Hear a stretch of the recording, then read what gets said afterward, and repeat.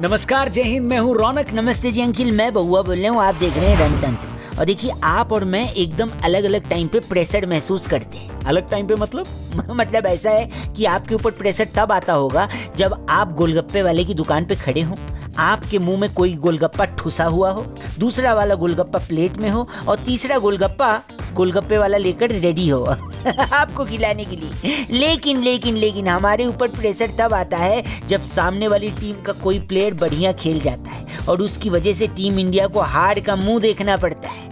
वैसे तो भैया 3 दिन में ये दूसरा ऐसा वीडियो हम लेकर आ रहे हैं जहां पर टीम इंडिया की जगह न्यूजीलैंड वालों को हम अपर हैंड दे रहे हैं, लेकिन ये करना पड़ेगा दोस्तों, क्योंकि भैया न्यूजीलैंड की टीम तो है झामफाड़ 1 नंबर।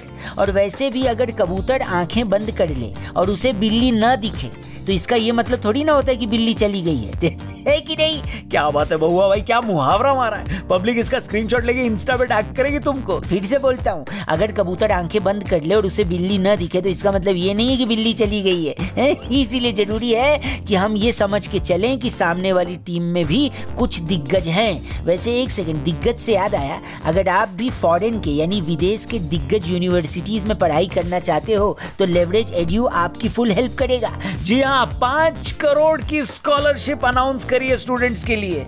5 करोड़ भाई साहब, मतलब आप कंट्री का नाम बोलो। कनाडा, यूएसए, यूके, हर कंट्री की यूनिवर्सिटीज में लेवरेज एड्यू ने एडमिशन सिक्योर कराया है। लेवरेज एड्यू इंडिया का सबसे trusted foreign university admission platform है। 5000 से भी ज्यादा बच्चों को दुनिया की टॉप यूनिवर्सिटी में एडमिशन करा चुकी है। तो अगर आपको भी फॉरेन यूनिवर्सिटीज में जाके पढ़ाई करनी है ना, तो एक सिंपल सा काम करो अब भाई साहब। डिस्क्रिप्शन में एक लिंक दिया है, उस लिंक पे क्लिक करके एक फॉर्म होगा, उस फॉर्म को भर दो। क्या पता दुनिया की टॉप फॉरेन यूनिवर्सिटीज में पढ़ने का मौका आपको भी मिल जाए, वो भी 5 लाख की स्कॉलरशिप के साथ। ठीक है, तो डिस्क्रिप्शन में फॉर्म दिया, फटाफट फॉर्म भरो और भरने के बाद कमेंट करके बोलना कि फॉर्म भर दिया। ठीक है, अब बात करते हैं उन 3 न्यूजीलैंडी खिलाड़ियों की जो इंडिया की वाट लगा सकते हैं वर्ल्ड टेस्ट चैंपियनशिप के फाइनल में। सबसे पहले, जी हाँ, इस लिस्ट में सबसे ऊपर नाम आता है केन विलियमसन का।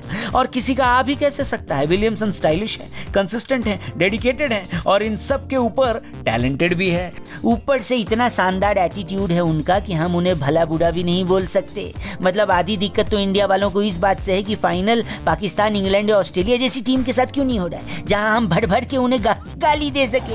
मतलब एक तो न्यूजीलैंड जैसी टीम, ऊपर से विलियमसन जैसा कप्तान। अरे इनको तो हिंदुस्तानी भाव को भी गाली देने का मन नहीं करेगा है? अरे रुको जरा, सब्र करो है? क्या बात है, वो पंच मार रहा है भाई। एक आगे बढ़ते हैं, लेकिन अगर दोनों इनिंग में केन विलियमसन को हमने जल्दी निपटा दिया तो फिर तो भाई ट्रॉफी अपनी झोली में ही समझो। और कहीं गलती से इसका उल्टा हो गया तो फिर आपके पेट में भी सरदर्द होना शुरू हो जाएगा।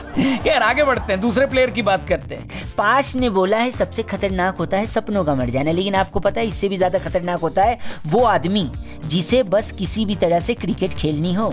और इस वक्त इस लिस्ट में कॉनवे से ऊपर किसी का नाम नहीं आता। साउथ अफ्रीका से अपना सब कुछ छोड़कर न्यूजीलैंड शिफ्ट हुए कॉनवे ने इंग्लैंड के खिलाफ अपना पहला टेस्ट खेलते हुए डबल सेंचुरी लगा दी और फिर अगले ही मैच में कल उन्होंने एक और बार 80 रन बना दिए। इनके ऊपर तो हमने एक अलग से वीडियो भी बनाई है, अगर अब तक नहीं देखी है आपने तो ये वाली वीडियो जरूर देखना। खैर, मतलब मेरा कहना यह है कि कॉनवे को आउट करने के लिए बॉल्स नहीं, मुझे लगता है मिसाइल फेंकनी पड़ेगी, और क्रिकेट में फिलहाल मिसाइल फेंकना अलाउड है नहीं।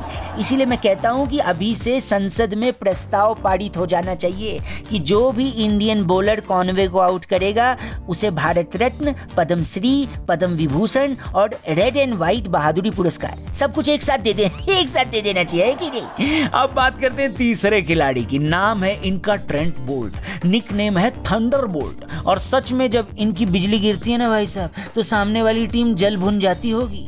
इंडिया में कई लोगों को लगता है कि 2019 वर्ल्ड कप के सेमीफाइनल में धोनी के रनआउट की वजह से हम हारे, लगता है ना आपको भी, लेकिन ये बात सरासर गलत है। धोनी के रनआउट होने के बाद हमारी सारी उम्मीद खत्म हो गई थी। मतलब धोनी और जडेजा की पार्टनरशिप ने उस मैच में सिर्फ हमारी वापसी की उम्मीद जगाई थी, वरना मैच तो भाई साहब हम लोग पहले 3 ओवर में ही हार गए थे जब हमने 5 रन पर 3 विकेट गंवा दिए थे, जिसमें से कोहली का विकेट बोल्ट के खाते में गया था। उसके बाद जब बोल्ट ने जड्डू भाई का विकेट लिया ना, तो कसम से ऐसा लगा कि खुरपी लेके अपनी आंख निकाल ली। बस अब की बार अगर ये नौबत आ गई ना तो कसम से मैं जिंदगी में कभी भी कीवी स्मूदी दोबारा नहीं पीऊंगा, है कि नहीं? तो भैया ये थे वो 3 खिलाड़ी जिन पर मेरी क्या, शास्त्री जी और कोहली की भी पूरी नजर होगी। इन तीनों को कंट्रोल करने का मतलब है ट्रॉफी घर लेकर आना। और भाई हमें पता है कि जब भी क्रिकेट की बात आती है ना, तो सब के सब फैमिली मैन 2 के चेल्लम सर बन जाते हैं। मतलब सबको सब कुछ पता होता है। इसलिए कमेंट बॉक्स खुला है, आपके हिसाब से कौन है वो जिस पर टीम इंडिया को लगाम लगानी चाहिए,